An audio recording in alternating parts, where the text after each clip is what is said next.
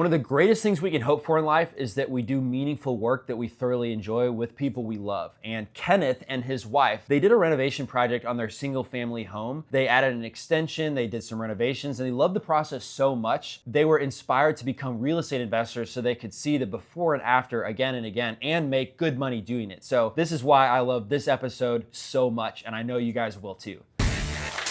Yeah, my name is Kenneth. I'm in the San Francisco Bay Area.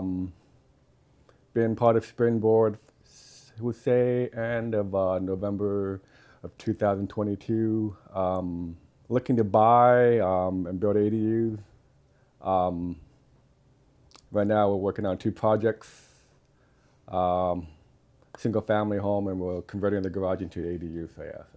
Awesome. So how did you find those 2 projects that you acquired? It was through off market with an agent. So the seller passed away, and then it was inherited by the cousin. And I would say I'm also an agent myself. Okay. So so in contact with the agent, and we were able to get it into contract. So yeah. So. Nice. So the seller passed away, right? The agent was selling it on behalf of the estate that was left there. Yes. And was the property in like disrepair, or was it presentable for? It was a fixer-upper for sure. Okay. Yeah. So did that allow you to use a loan, or did you buy it cash, or how did you move on that property? Hard money. Okay. Nice. And then what did you do next? How did you know what the repair cost would be? How did you proceed like that? We had a contractor come in, and he gave us a bid, and they gave us a rough estimate of how much it would cost to purchase and to repair. So yeah. Okay. And then do you recall what the purchase price was? Yeah, $500,000 for one in Hayward, and we got the second one in San Lorenzo for $450,000. Okay, so around the same type of price point. Yes. And what's the cost after all the renovations are done? I would say for the Hayward would be about $750,000, including the purchase price and the rehab. How much rehab is it going to require to get there? Complete renovation, new flooring, remodel the kitchen, the whole house. So maybe like 70 a square foot, or how much would you say would it cost to renovate the whole thing? That includes converting the garage. I haven't done the math in my head. Oh, okay. Yeah.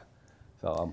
But you're going to be converting the garage, so you're going to include that. Gotcha. So you're going to have an ADU. So do you know how much that's going to increase the value, or is that the 700 figure, 750? I would say conservatively about $900,000, but it could be higher than that. So.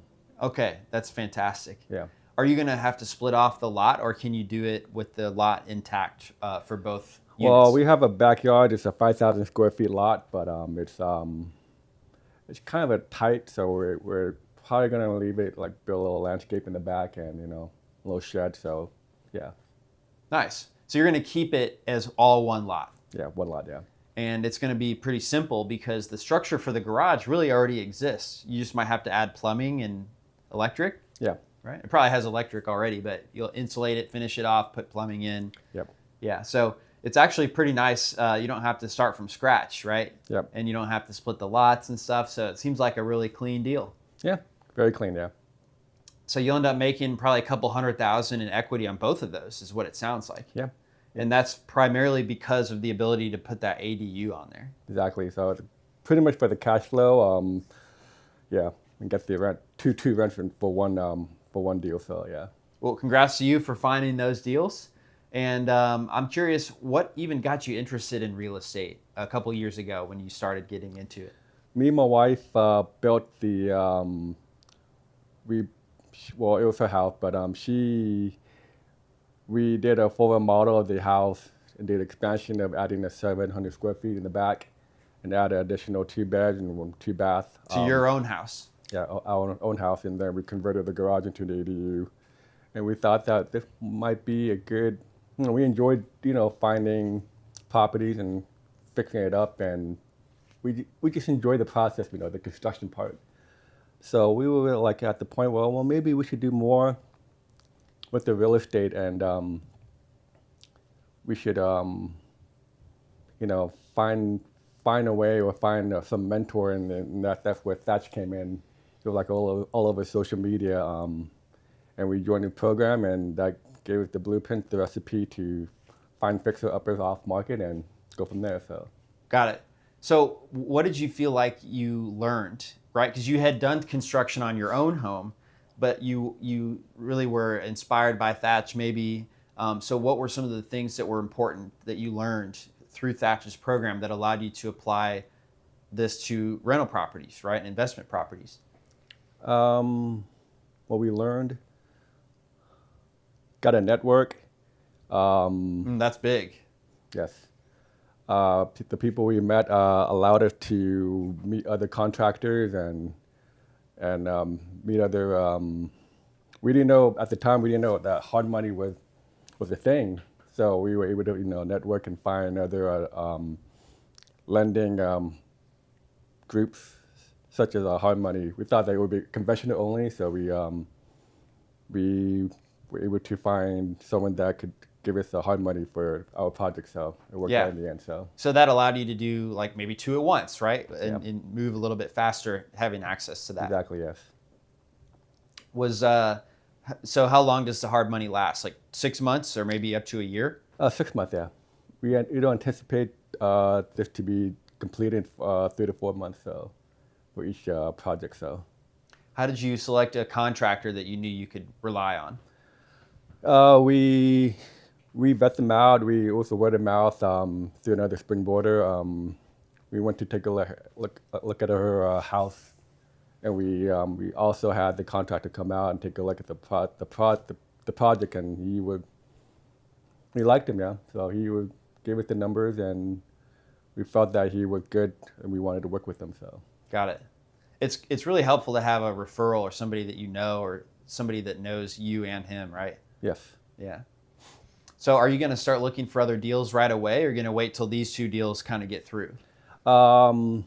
Wait for these 2 deals to go through, and then we'll start back again. So, yeah. I know you said that you found it on market. How did you kind of hone in on these deals in particular? Like, how'd you filter through and know that these were the right ones? I was using the DealMachine Drive for Dollars Oh, really? feature, yeah. Even though they were on market? Off market, yeah. Oh, they were both off market. Yeah. I thought one was listed by an agent whose Well, owner died. They were represented by an agent, and they had intention to fix it up themselves and then list it, but I guess it was just too much work for them. So I got in touch with the agent, and she said to reach back in a couple of weeks, and she said, well, the seller decided they wanted to sell it off market as is. So the agent was involved, even though Yeah. she never listed it on the market. Yes, yeah. Got it. So you found it because it was run down. We run down, and once we had the first property under contract, I discovered that the owner had another property in San Lorenzo, and I reached out to the agents. Hey, did the family have thoughts about selling that one? And then, yeah. So you bought both properties from the same seller. Yes. Nice. Yeah. And you found out they had the property because you saw it on DealMachine, or it came up in conversation? Drive for Dollars, and we used the DealMachine. What's that word called? Skip tracing, or Yeah, skip tracing. Yeah, as you called them. Yeah. Yeah. Has there ever been like a hard part to this? It seems like you've been pretty good. Seems like you've been handling it very well, and everything's gone smoothly. It's just a lot of trying to find off market that needs a lot of work. It's just like a diamond in the rough, trying to find the numbers that works for us. Right. Because you might find rundown properties, but they're asking too much. It's not going to make a profit. It's not going to be able to. That, and they're not looking to sell. So it's just all about yeah. timing, and Yep. it just kind of worked out for us in the end. So, yeah. What do you do to stay in touch with some of your other properties that maybe weren't ready to sell right now? Just give them a call, just like a follow-up, checking, hey, how's it going? And just, have a conversation, and see what they're at. And, yeah, it's just a simple follow-up. So, yeah. How many properties have you found that look run down so far? 3 so far. Okay. So wait. Well, you've done 3 deals, but how many on your list? How many on your driving for dollars list? What do you mean by that? Well, you said you used DealMachine, you looked around, found rundown houses, right? Yeah. How many properties have you found like that are run down? I would say 2.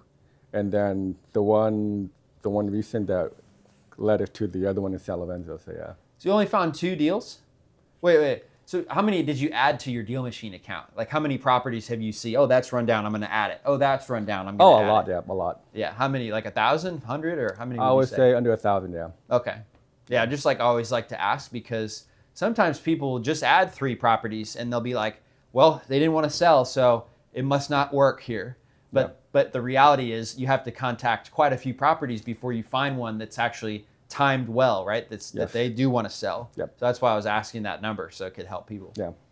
A little under 1,000, but I plan to do more. It's just trying to find the time to drive for dollars. It's just a lot. It's very. It is time consuming, yeah. Right? We've got a couple things you might find useful. Is we have the county building condition in the app now, so you can filter out for when the county says it's fair, poor, or unsound. So that could generate a list of rundown properties for you. Yeah. If you wanted to go that route. And then we also have the AI that can analyze the Google Street image to tell you if it thinks the property's run down in DealMachine. So you may already know about that. It costs 2 cents per property analyzed because the AI's got to compute. But that's an option. If you filter down your list first, then you could run that analysis on the properties that meet your criteria, like have a big enough lot for an ADU, maybe they're built at least 40 years ago, et cetera. So just some other options to help if you don't have time to drive around when you're ready to start looking for deals again. Okay, cool. Yeah. So I was curious, what's the network played a role in, because I know you said the network with Springboard has been very helpful. Yeah, we were able to, so Thatch has a Tuesday call and has a deal or no deal. So for this one, I was able to present it to Thatch on the call and give him the numbers and the ARV, the repair and all that stuff. And he gave us his opinion and we went for it, so yeah. So that gave you the confidence to go ahead and move on that deal. Exactly. Yeah. That's invaluable. Exactly. Man, that's so great. Yeah. That's a big value for sure right there. Mm-hmm. What were you doing before you got into real estate? Or did you have a job before that? I do real estate part-time. Yep. So right now I work my other job as a full-time, right now. So I'm doing a real estate on the side, so. Oh yeah, so this is just gravy on top, right? This Exactly, is extra stuff that you're doing on top of your active income, which is great. Exactly, yeah. Especially when you're talking about $200K, for each of those deals in value. It really puts it in perspective on like how great real estate is, right? At accelerating what you can do in terms of building wealth. Yep. So are you going to hold those deals, I assume, once they're all built up? You're going to rent them out? Yeah, we're gonna hold them, and then we're gonna rent them out. So that's the play here. So. Okay, gotcha. What are you hoping to get out of this conference? What's the biggest thing? Hoping to learn more, to network with other Springboarders. I know there's a ton of smart, intelligent people out there. So looking forward to meet them today and tomorrow. So. All right. Have you been to an event so far in the 2 years you've been a member? No, this is my first one. Okay, cool. Well, yeah, I hope you love it. I'm really looking forward to spending the next couple of days with you and the other members. Okay. Kind of as we're wrapping up here, I just was curious if you guys have social media or a website where if anybody has a deal they need help selling or they maybe want to buy a deal from you at some point. Yeah. Do you have a place where people can connect with you? Yeah, Instagram, yeah. Okay, what's your Instagram? At Agent KMC. Yeah. All right. So Agent KMC. Are you doing, I didn't ask, are you doing traditional agent type listings and anything like that as well? Or I do that on the side, but more focused on buying properties for myself, investing, and depends on the situation, but we're mainly trying to buy and hold, yeah. So that's our play here. So the license that you got is really to help you have access to buying properties, maybe on market, yeah, that are not going to cost as much because you're going to take your side of the commission. Exactly, yes. Yeah, got it. Well, great. I really appreciate your time, Kenneth. Thanks for listening to the DealMachine Real Estate Investing Podcast. Please leave us a review and follow along wherever you're listening to your podcast.